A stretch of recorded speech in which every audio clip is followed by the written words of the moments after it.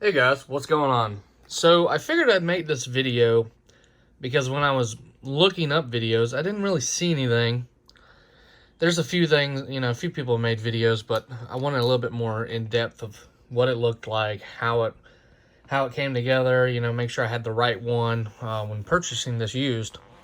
So as some of y'all may know, I am a big fan of FI car audio, and I've had several of the BL and BTL series subs. I've had N2s. This is a like version 4, I think. I'm not 100% sure on what version this is, version 4 or 5.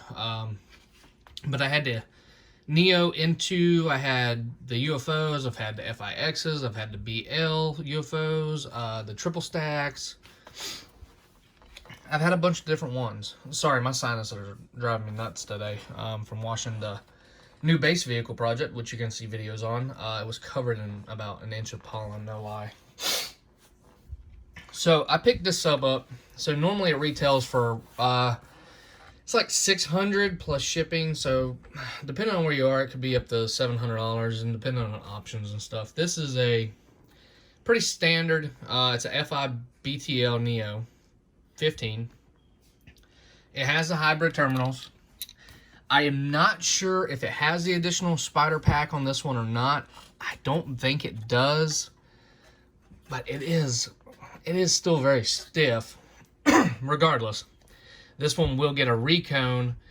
If I get a second one that is defective or anything, I'll just go ahead and recone both of them to the same specs and possibly change up the size to either a 12 or an 18, depending on what application I'm doing. But the basic design of this is 6 neodymium magnets around this. Now this is where I was getting confused because pictures at the time, I don't know if they will be, but the pictures I was finding were FIQ Neos, which is like 2 steps below. Technically, it being Neo, it's 1 step below because there's the Q and the BTL right now. Well, the difference is the Q has 4 and the BTL has 6 of these neodymium magnets. The basket design is pretty much the same. This is a dual 1 ohm, and you always want to look for the writing to make sure you have all the information that's correct. So it's a 15. It is a dual 1 ohm. It's a BTL series coil.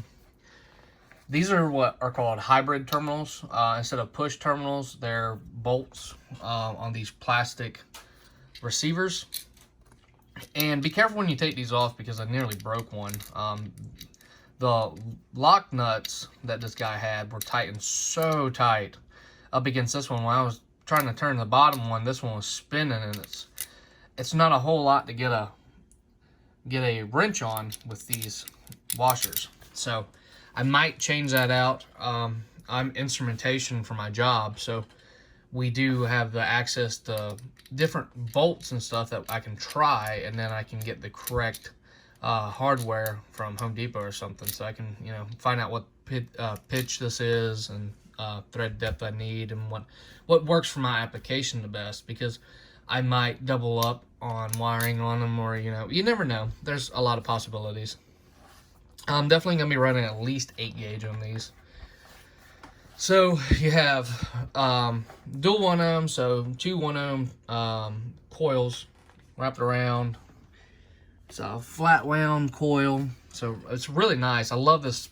I can't remember what they call this basket structure. It reminds me of the what were they, TI series subs back in early 2010, 2011.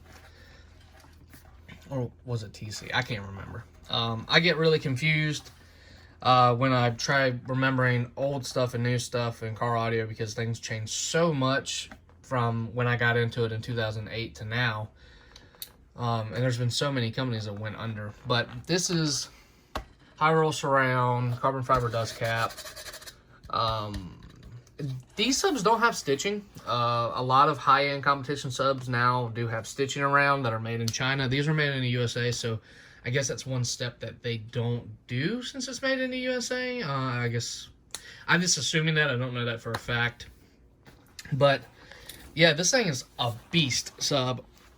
It is super heavy. Now, there was a couple different versions of the BTL bottom plate that was made. So depending on what year it was, will depend on the bottom plate you have.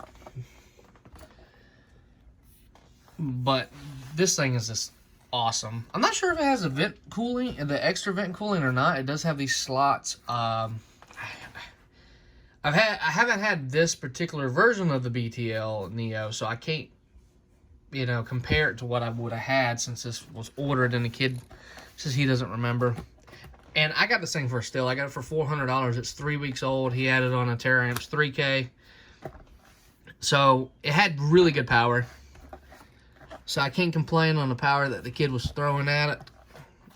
He had three 3100 excess powers, Teraamps 3K. He was running good power. So I'll upgrade an alternator and F250. So I can't complain about that.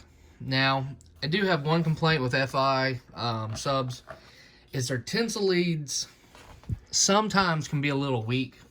This one is a little off from this one, not much, but I have seen some of the previous FI subs break tinsel leads. It's not a big deal. That was mainly in the SP4 subs, where it was just a wire that went from terminal to the coil. But I have seen where the terminals will just crack. They won't be burned or anything, they'll just crack. But as far as I'm concerned, I've never had that happen, but I have seen that happen. But yeah, this is the FI BTL, guys. I just want to give y'all a run around of it, show y'all what it looks like. And I'll definitely be drilling out these holes so I can lag bolt it down.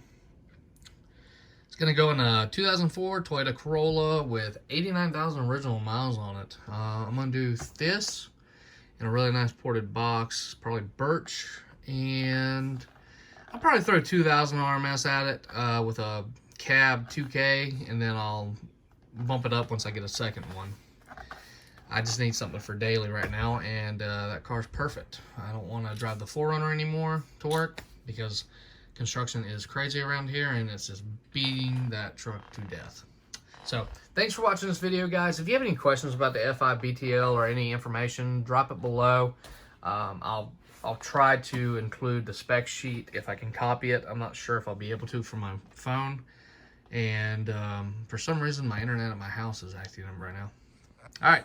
Like this video to help the algorithm, and make sure to comment any questions or information you have.